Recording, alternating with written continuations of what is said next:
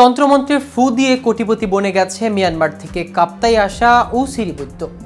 বাঞ্ছনা করে মানুষের সংসারে কলহ দূর করা, যে কোনো কঠিন রোগের মুক্তি, প্রেমিক প্রেমিকাকে আপোষ করা, গোপন রোগের চিকিৎসা সহ সকল সমস্যার সমাধানের নামে প্রতারণা করে সরল মনা নারী পুরুষদের কাছ থেকে প্রতিনিয়ত লাখ লাখ টাকা হাতিয়ে নেওয়ার অভিযোগ উঠেছে তার বিরুদ্ধে।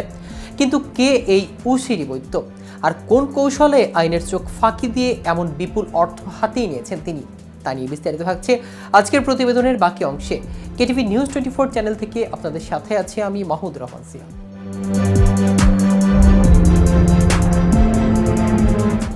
যুবক উসিরি বৈদ্য কাপ্তাই উপজেলার 1 নং চন্দ্রঘোড়া ইউনিয়নের 1 নং ওয়ার্ডের মাতিংগছড়ি গ্রামের বাসিন্দা।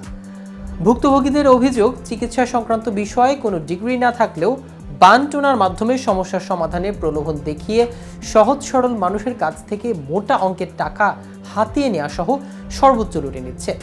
স্থানীয়রা জানান, ঝাড়ফুঁক দিয়ে জনগণের কাছ থেকে হাতিয়ে নেওয়া টাকা দিয়ে কাপ্তাই রেশম বাগান সংলগ্ন গাঙ্গুনিয়া ইকো পার্কের পাশ ঘেঁষে বন বিভাগের কোদালা বিটের এক অংশে করেছেন দালান কোঠাবাড়ি। বৈদ্য থানায় ঢুকে চোখে পড়ে দৃষ্টিনন্দন গেট। ভিতরে প্রবেশ করতেই দৃষ্টি পায় পাকা দালানের। রহস্যময় এই বাড়িতে সবসময় সিসি ক্যামেরা নিয়ন্ত্রণে থাকে। পর্যবেক্ষণ করে অবস্থা বুঝে তন্ত্রমন্ত্রের বৈদ্য থানার দরজা খোলা হয়। আবার ভেতর থেকে অনুমতি না মিললে কেউ বৈদ্যের কক্ষে ঢুকতে পারে না। কৌশলে ওই ঘরের ভেতর ঢুকতে দেখা যায় ঘরের বারান্দায় কয়েকজন লোক বসে আছে। ভিতরে সিসি ক্যামেরা যুক্ত কাঠের বড় দরজা বন্ধ। পাকা দেয়াল ঘেরা রহস্যময় এই বাড়িতে দীর্ঘদিন ধরে উসিরি বৈদ্য চালাচ্ছেন এই অপচিকিৎসা। বিস্তারিত জানতে জিজ্ঞেস করতেই উবামং মার্মা নামে এক লোক বলে ওঠেন উসিরি বৈদ্য বিশ্রাম নিচ্ছেন।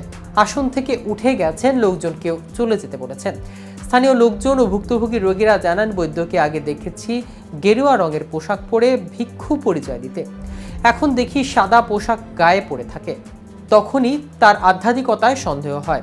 উসিরি বৈদ্যের উত্তরসূরি বা দালাল সিন্ডিকেট মানুষের কাছে প্রচার করতেন, বৈদ্য যখন আসেন বসে তখন তিনি আধ্যাত্মিক ক্ষমতার বলে স্বামী স্ত্রীর অমিল, মানসিক রোগ, নিঃসন্তান দম্পতির সন্ধান পেতে সহায়তা, ক্যান্সার, কিডনি সহ বিভিন্ন জটিল রোগের চিকিৎসা দিয়ে থাকেন।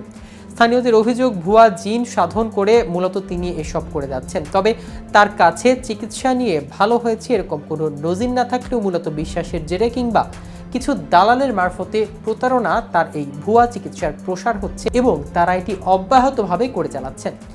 দালালদের মাধ্যমে রোগী ম্যানেজ করে মূলত এই সব অপচিকিৎসা করে যাচ্ছেন।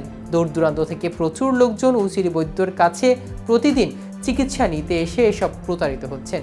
চিকিৎসার বিষয়ে বৈদ্যের কোনো ডিগ্রি না থাকলেও তিনি প্রতিদিন সরল মনের মানুষের সঙ্গে প্রতারণা করে লাখ লাখ টাকা হাতিয়ে নিচ্ছেন।